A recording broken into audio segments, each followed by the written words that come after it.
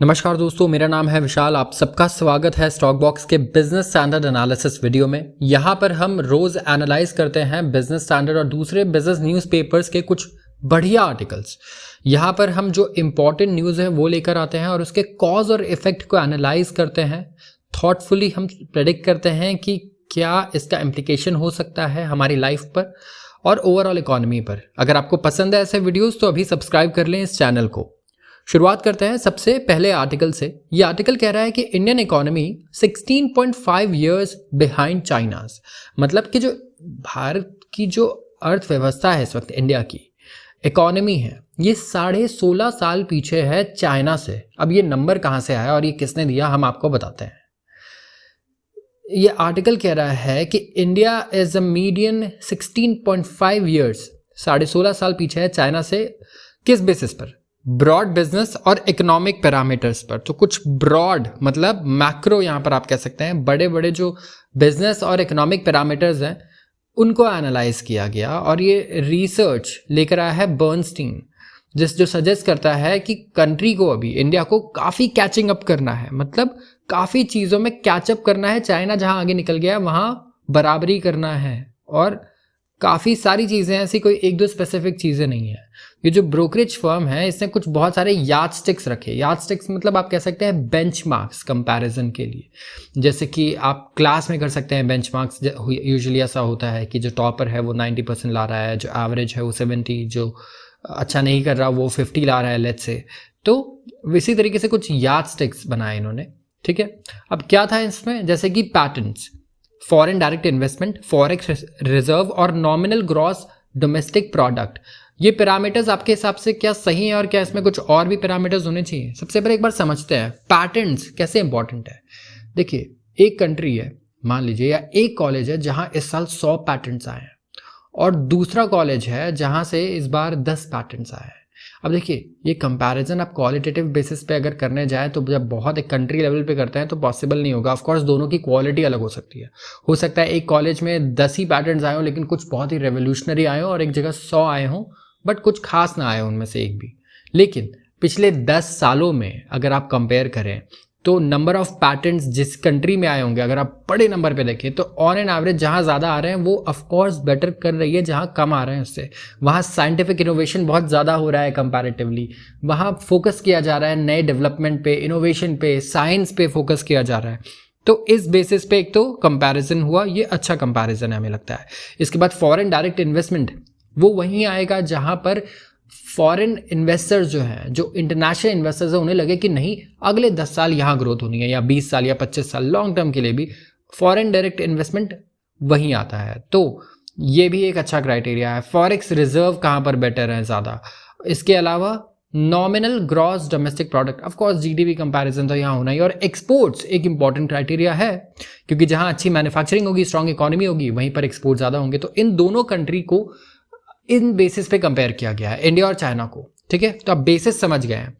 इस रिपोर्ट में ये पता चला कि इंडिया जो है वो चाइना से 21 साल पीछे है अगर पैटेंट्स की बात की जाए, मतलब scientific innovation, number of patents जो हम कर रहे हैं उस पर।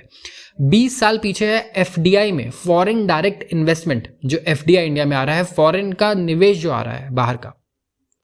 19 साल पीछे है फॉरेक्स रिजर्व में। जैसे इस वक्त हमारा जो पीक फॉरेक्स रिजर्व है यूएस डॉलर का, वो गया है $650 बिलियन के करीब। ये अप्रॉक्सीमेट वैल्यू है। अब अगर आपको पता हो एक्यूरेट तो आप कमेंट सेक्शन में बता सकते हैं, लेकिन वो इसी के आसपास होगा। तो मुझे लगता है उस पर फोकस करने की ज़रूरत नहीं है, क्योंकि चाइना के पास जो फॉरेक्स रिजर्व है वो अराउंड $2.5-3 ट्रिलियन के करीब होगा। ज़रूर एक बार सर्च करें इसे कि चाइना का फॉरेक्स रिजर्व कितना है, क्योंकि इंडिया का $650 बिलियन पीक है और शायद से मुझे लगता है चाइना भी $3 ट्रिलियन के आसपास ही है, ऊपर नीचे। और तो वहाँ हम कितना पीछे हैं उनसे? 19 साल पीछे हैं। 17 साल हम पीछे हैं उनसे एक्सपोर्ट्स में। तो नॉमिनल जीडीपी को देखा जाए या पर कैपिटा इनकम को देखा जाए तो इंडिया जो है 15 साल पीछे है। कंजम्पशन एक्सपेंडिचर की बात की जाए तो 13 साल हम पीछे हैं चाइना से, और ग्रॉस फिक्स्ड कैपिटल फॉर्मेशन में 16 साल पीछे हैं। बर्नस्टीन ने ये बेस किया है एनालिसिस को ये कुछ डेटा पे, और ये डेटा आरबीआई से लिया गया और चाइना के नेशनल ब्यूरो ऑफ स्टैटिस्टिक्स से लिया गया। तो जो ministry of statistics programme implementation है चाइना में, और world bank, world intellectual property organisation, ये सारे ऑर्गेनाइजेशंस हैं जहाँ से ये डेटा लिया गया है और उसके बाद इसे एनालाइज किया गया है। तो उन्होंने कहा है कि देखिए जो गैप है ये तो अंडरस्टैंडेबल है, क्योंकि अब 10 साल पहले अगर आप देखें तो इंडिया सिर्फ 11वीं सबसे बड़ी इकॉनमी थी पूरी दुनिया में। अब रिसेंट ईयर में आप देखें तो लास्ट ईयर ही इंडिया की जीडीपी $3.53 ट्रिलियन हो गई, यूके से आगे निकल गया, हम यूके की 3.38 है और हम 5th लार्जेस्ट इकॉनमी बन गए। तो IMF इंटरनेशनल मॉनेटरी फंड के जो एस्टिमेट्स है उसके हिसाब से इंडिया 4th प्लेस पे आ जाएगा 2025 तक और 3rd प्लेस पे आ जाएगा 2027 तक। हम पहले भी न्यूज़ पेपर्स में कवर कर चुके हैं, ठीक है। तो मान के चलिए 2030 तक भी अगर आप मोटा मोटी देखें तो 2030 तक हम $5 ट्रिलियन इकॉनमी तो बन चुके होंगे, अगर थोड़ा बीच में कुछ हमें कह सकते हैं कुछ प्रॉब्लम्स भी आती हैं तो। जो इंडिया की एम है 10 ट्रिलियन इकॉनमी की बाय 2030, ये फिगर जो है इससे बॉस्टन कंसल्टेंसी ग्रुप, ये भी एक बहुत फेमस और रेप्यूटेड फर्म है, इसने कहा ये रियलिस्टिक है। 2027 तक $5 ट्रिलियन का अगर इन्होंने टारगेट दिया, 5.5 का एक्चुअली, तो उनका ये कहना है कि अगर हम थोड़ा कुछ चीज़ों में और अगर बेटर कर दे तो हम एक्चुअली 10 ट्रिलियन इकॉनमी बन सकते हैं 2030 तक, जो कि बहुत बड़ी बात होगी अगर ये कह रहे हैं कि रियलिस्टिक टारगेट है ये। और इन्होंने कहा कि हमें चाहिए 7 से 8% का ग्रोथ, जो कि इंटायरली अचीवेबल है इंडिया जैसी कंपनी के लिए। और भी कुछ ब्रोकरेज फर्म्स हैं और रिसर्च फर्म्स हैं, एनालिस्ट हैं जिनका काफ़ी बुलिश ओपिनियन है इंडिया पर, जैसे कि गोल्डमैन सैक्स। इसने कहा है कि इंडिया सेकंड लार्जेस्ट इकॉनमी बन जाएगा 2075 तक और चाइना नंबर 1 होगा, यूएस नंबर 3 पर होगा। ये हमने आर्टिकल डिटेल में डिस्कस किया था हमारे न्यूज़पेपर पर ही, तो आप देख सकते हैं पुरानी वीडियोस में जाकर आप एक बार चेक कर सकते हैं। तो ये काफ़ी अच्छी रिपोर्ट है, अगर देखा जाए तो काफ़ी चीज़ें हमें क्लैरिटी दे रही है। इसमें ना कोई बुराई की जा रही है ना कोई तारीफ़ की जा रही है, हमें रियलिस्टिकली बताया जा रहा है कि हम $10 ट्रिलियन इकॉनमी भी बन सकते हैं 2030 तक अगर हमने 7-8% की ग्रोथ ली, जो कि बहुत ही रियलिस्टिक टारगेट है।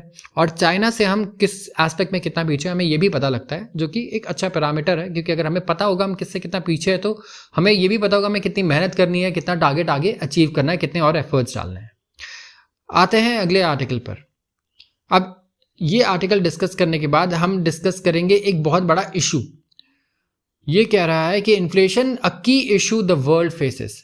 प्राइम मिनिस्टर नरेंद्र मोदी जी का कहना है कि यहाँ पर देखें आप पूरी दुनिया में तो एक कॉमन प्रॉब्लम है हर जगह, वो क्या है? इन्फ्लेशन।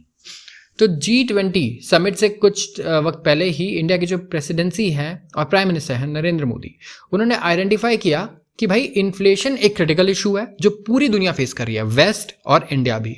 और डेट क्राइसिस को बताया कि एक मैटर ऑफ ग्रेट कंसर्न है कि पूरी दुनिया में डेट क्राइसिस जैसे सिचुएशन हो सकती है। डेट क्राइसिस क्या होता है? कई लोगों को पता होगा, मैं बता दूं। डेट क्राइसिस सिंपल चीज़ है। आप डेट मतलब होता है उधार। अगर आप उधार चुका ना पाएं तो वो डेट क्राइसिस बन जाता है। उधार आप कब नहीं चुका पाएंगे? अब या तो भाई आपकी ही जॉब चली गई, इकोनॉमी ही डाउन है, या फिर इंटरेस्ट रेट इतना बढ़ गया कि आपकी इनकम तो उतनी है लेकिन, या शायद बढ़ भी गई हो लेकिन इंटरेस्ट रेट ज़्यादा बढ़ गए हैं, तो आप इंस्टॉलमेंट पे नहीं कर पा रहे। आपने सोचा आपका पर मंथ इंस्टॉलमेंट 1000 रुपये होगा, वो बढ़ के 2000 हो गया। ऐसा यूएस में हुआ है कई लोगों के साथ और भी कंट्रीज में हुआ है। एक प्रॉब्लम ये हो सकती है, या फिर इन्फ्लेशन ही बहुत ज़्यादा बढ़ गया हो और साथ में इंटरेस्ट रेट भी बढ़ गया हो, जैसे यूएस में ये भी हुआ है। तो आगे बढ़ते हैं। इशू ये है यहाँ पर कि इन्फ्लेशन एक बड़ा इशू और डेट क्राइसिस हो सकता है, जो कि ग्रेट कंसर्न है डेवलपिंग कंट्रीज के लिए। उन्होंने एक और चीज़ पर स्ट्रेस किया, वो कहा फिस्कल डिसिप्लिन बाय स्टेट्स। ये बहुत ही इंपॉर्टेंट इशू है देखिए, क्योंकि इंडिया में अगर आप स्पेशली स्टेट्स को देखें ना, तो बहुत सारे ऐसे स्टेट्स हैं जो ये देखते ही नहीं है कि उनके पास कितना पैसा है, कितना लोन है। वो इस तरीके से काम करते हैं कि भाई जो आज पैसा है उसे हमें पूरा खर्च करना। हमें सबसे पहले तो जब वो खर्चा सोच रहे होते हैं तो वो लगता है वो अपना रेवेन्यू देखते ही नहीं है, क्योंकि इतनी सब्सिडीज़ दे रहे हैं, इतने बड़े बड़े कैपिटल एक्सपेंडिचर प्रोग्राम्स बना रहे हैं और उनके पास पैसा है नहीं। वो सिर्फ बॉन्ड्स इशू किए जा रहे हैं, सिर्फ लोन लिए जा रहे हैं, क्योंकि उन्हें टेंशन नहीं है कि वो डिफ़ॉल्ट करेंगे।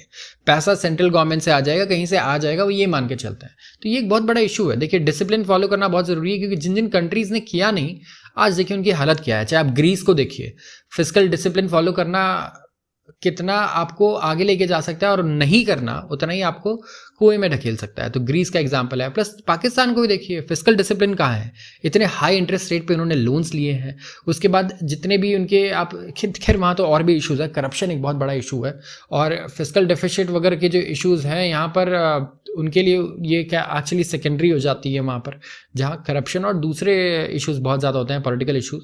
लेकिन यहाँ पर जो इंटरव्यू था प्रेस ट्रस्ट ऑफ इंडिया में लास्ट वीक, तो यहाँ पर रिलीज़ की गई संडे को कुछ चीज़ें। तो मोदी जी ने ऑब्जर्व किया कि कोविड-19 जो पैंडेमिक है, इसकी वजह से वर्ल्ड को रिकग्नाइज करना पड़ा कि इंडिया जो एक ह्यूमन सेंट्रिक डेवलपमेंट मॉडल पे काम कर रहा है rather than GDP centric view.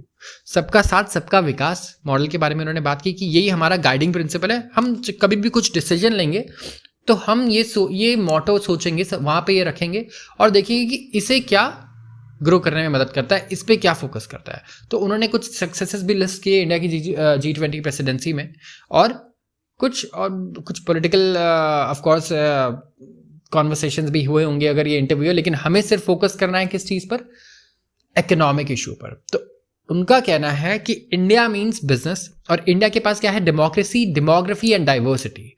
तो दो चीज़ें बहुत इंपॉर्टेंट है। देखिए अब एक पूरी दुनिया में एक ट्रेंड चल गया है, चाइना जैसी कंट्री जहाँ पे डेमोक्रेसी नहीं है, वहाँ पर एक चीज़ देखी गई कि यहाँ पर कोई भी डिसीजन कभी भी लिया जा सकता है और गवर्नमेंट को कोई कुछ बोलने वाला नहीं है कि किसी के पास कोई पावर नहीं है।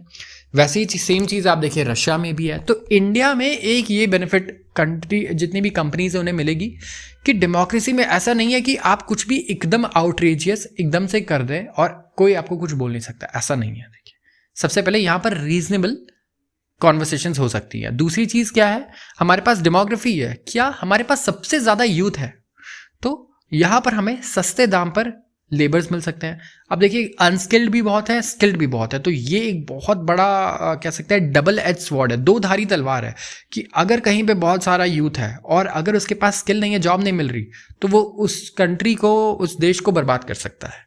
और अगर यही यूथ इनके पास स्किल है और इन्हें जॉब भी मिल रही है, तो ये इस कंट्री को दुनिया की सबसे बड़ी ताकत बना सकता है, नंबर 1 पे लेके जा सकता है हर एस्पेक्ट में। तो इस पर वर्क करना बहुत ज़रूरी है और ध्यान देना बहुत ज़रूरी है।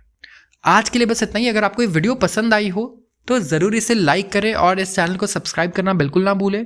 एडिटोरियल के लिए काफ़ी लोग हमें कह रहे हैं, हम एडिटोरियल भी लेकर आएंगे। कुछ अगर अच्छे एडिटोरियल्स आते हैं हम तो डिस्कस करेंगे, क्योंकि देखिए एडिटोरियल में ओपिनियन होती है लोगों की, जो भी एडिटोरियल है, तो उसे काफ़ी वेरीफाई करना ज़रूरी है। अब दूसरे का अगर आप ओपिनियन पढ़ रहे हैं तो आप अपना भी वही ओपिनियन बना सकते हैं, ये इसका खतरा बहुत ज़्यादा है, राइट। और ये हमें कभी नहीं करना है, हमें अपना ओपिनियन खुद बनाना है, खुद चीज़ों को एनालाइज करना सीखना है और यही इस न्यूज़पेपर वीडियो का मोटो है।